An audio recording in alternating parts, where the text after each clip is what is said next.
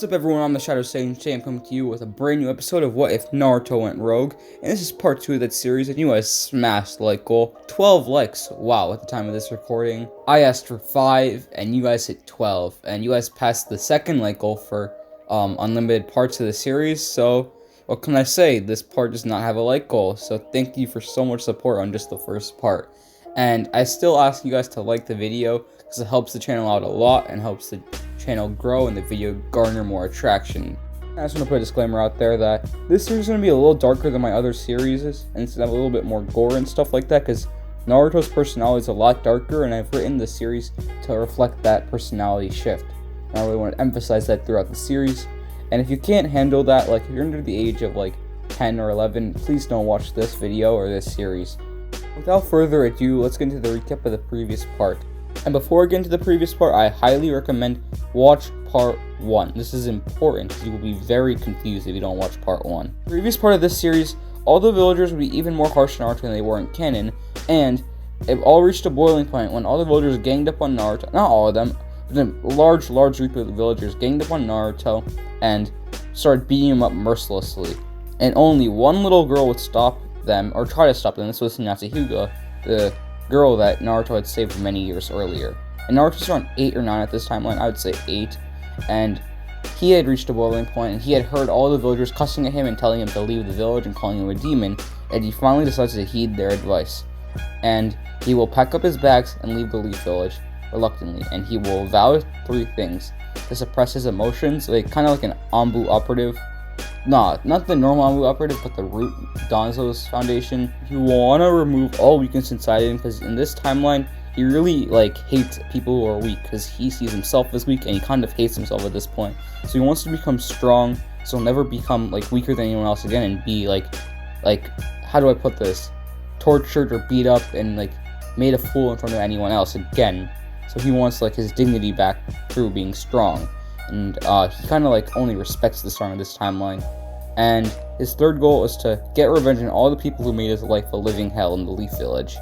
Once he left the village and entered the wild, he will learn to hunt and take care of himself, and he will also increase his physical stats and his chakra control and stuff like that. And he'll also increase his instincts. And I recommend that you guys actually watch the previous part, so you guys really understand what's going on, because you guys will be very, very confused if you just don't watch part 1.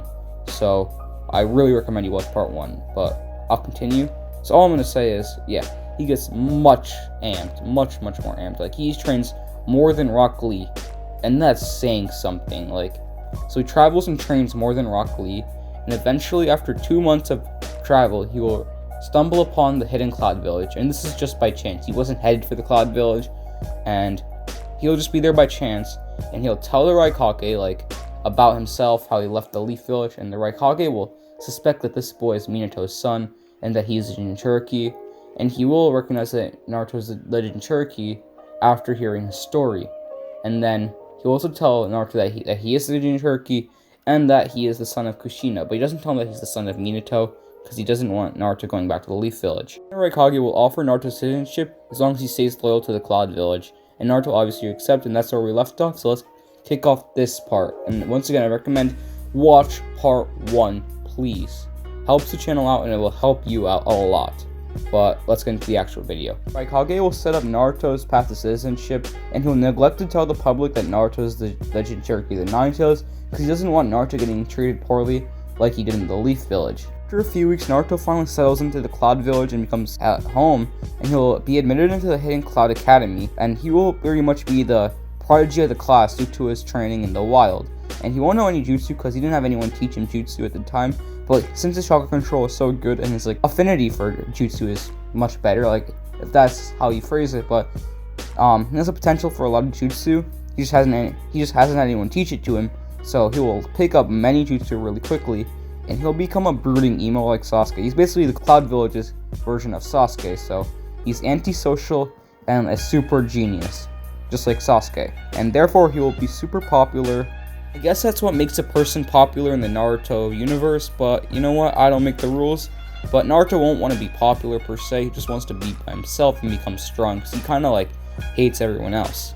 Due to Naruto being leaps and bounds ahead of his academy classmates, He'll graduate early and he'll be taken on as a pupil by Darui of the Black Lightning. He will learn a change in chakra nature, which is wind, and he'll learn how to use a katana, which is largely used in the hidden cloud. He's also basically a taijutsu genius, and it's definitely a strong skill, but his ninjutsu is not far behind.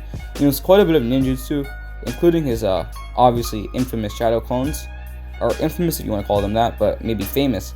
He also knows all of the academy basic jutsu, such as substitution and transformation. On top of that, he knows the wind jutsu, like I said earlier, and he can apply wind chakra to his blade like a samurai.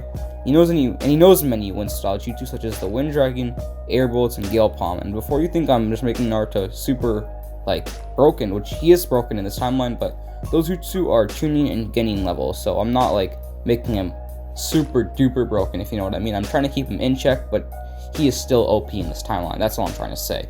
And as he trains, he will be working harder at his goals, so erasing the former shell of the weak self that he was, and he will also be wiping away his emotions. Not really wiping them away, but suppressing them deep inside, because in reality, Naruto has lots of hate, sadness, anger, and regret very deep inside of his soul, but he's working hard to suppress them. And it's really not that great, but that's what Naruto feels is what makes him strong. He's pretty much like Sasuke at this point, but further down the line, once Sasuke goes rogue.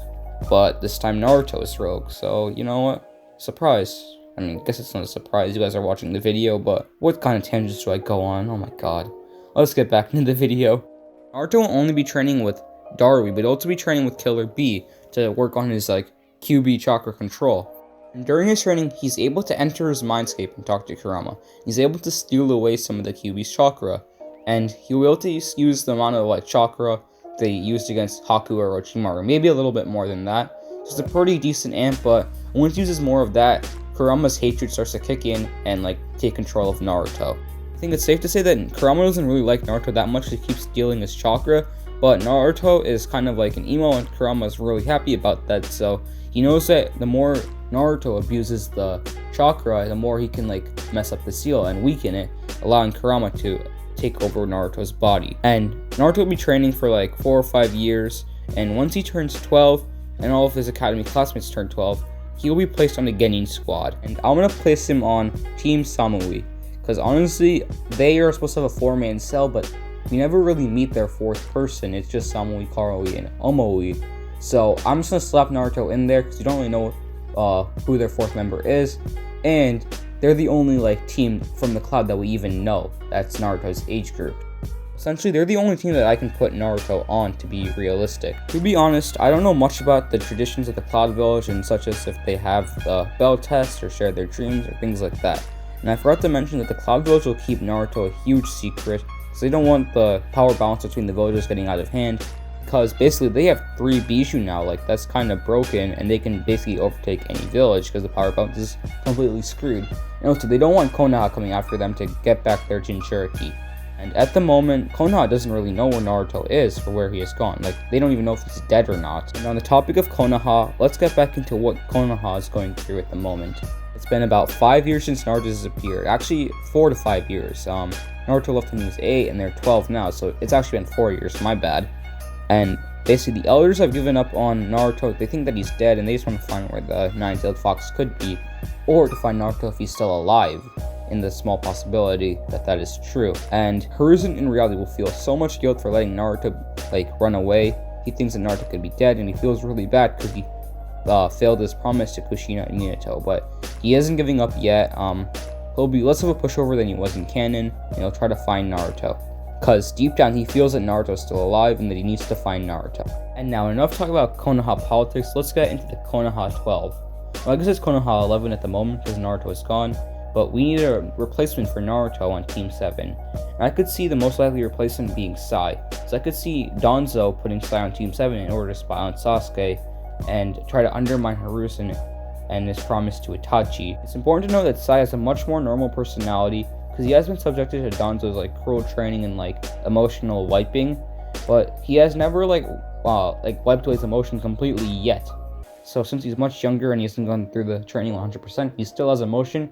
And his brother Shin, or adopted brother, whatever you want to call them, they're not really adopted brothers, but his brother Shin is still alive, and it's stated that Sai never locked away his emotions until Shin died. But it's safe to say that Sai is kind of an oddball and he has bad social skills, just like in canon, but he can feel emotion. And also, Sai is still supremely skilled for his age, and he stated that before the time skip, Sai was the most talented ninja in their generation, even more talented than Neji or Sasuke at the time. And I have to note that this is pre-time skip Sasuke, where he doesn't have like artificial boosting and shrugging to boost his talent. So yeah, like it's not when like Sai was completely flatterized by Sasuke in Shippuden, and Team Kakashi and Team Samui will do all their tests to become official Genin, and they'll go on many missions and grow as shinobi, and in secret, Hiruzen is like piloting a secret Anbu operation to find Naruto. It's an investigation, and among his investigation, he finds a rumor about a young blonde boy about Naruto's age, who's extremely skilled and in the hidden Cloud Village, and he will take great interest and think that this might be Naruto, and unlike in canon, he will invite the Cloud Village just because he wants to know if Naruto is at the Cloud Village. And after being invited to the tuning exams, Raikage A will hear about the Sound Village and the Sand Village's alliance to take down Konoha. He will think that this is a good time to fulfill his promise to Naruto. He sends a messenger Hawk to them and says that he wants in on their plan. And obviously that they will accept because they want a great strength like Cloud Village to help them take down Konoha. And A will decide to send Team Samui to the tuning exams to represent the Cloud Village, because obviously Naruto wants to take down Konoha with his very own hands. I think I want to talk about Naruto's relationship with the rest of his team and like the rest of the village. They don't know much about Naruto and his past. All they know is that he came from the Leaf Village and not much else.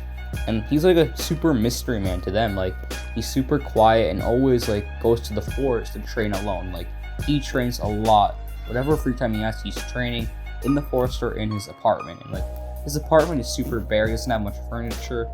Like, he is just a super minimalist who likes to be in the forest and just wants to be strong and wipe away any emotion that he has. And it's safe to say that Naruto is a true mystery man among the Cloud Village residents and his classmates. And he'll be super popular among his classmates. Like I said before, all the girls will like him and stuff like that. And he doesn't really like them back. He doesn't really like Haruhi and Omoi either, because he sees them as below him and being weaker than him. Basically, what I'm trying to say is that Naruto is very antisocial and very goal-driven. He works towards his two main objective goals, which is being emotionally cut off and becoming strong, as I implied earlier.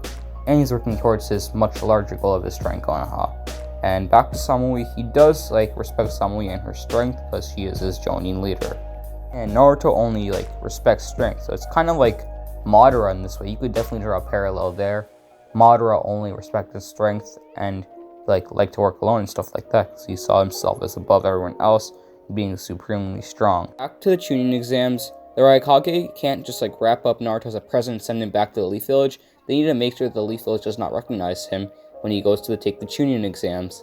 And so what they're going to do is that they're going to dye his hair black and grow out his hair. They also give him the false alias Naruhi, because it's kind of a spin on his name Naruto and the traditional Cloud name, Karui or Samui or Darui, if you guys get what I mean. And Naruto looks more like Menma due to his hair from Road to Ninja, because it's obviously black and longer. And also, Naruto will cover up his whiskers, so it's kind of a dead giveaway to the Leaf that this is Naruto, because who else has whiskers on his cheeks? Team Samui will then journey to the Leaf Village and meet up with their allies from the Sand and Sound villages in order to discuss their plans. When they enter the village, Naruto is nearly consumed by anger, but he's able to suppress it. Naruto just minds his business for the rest of the day like he normally does, and just making sure that his anger doesn't lash out and blow his cover. And then he will head to his hotel room where he goes to train. And when the next day rolls around, Naruto will wake up early and sneak off to Ichiraku Ramen for the first time in 4 years. And this is the only place he felt safe in the Leaf Village, because it was the only people who were nice to him, because remember, Haruka was not nice to him in this timeline.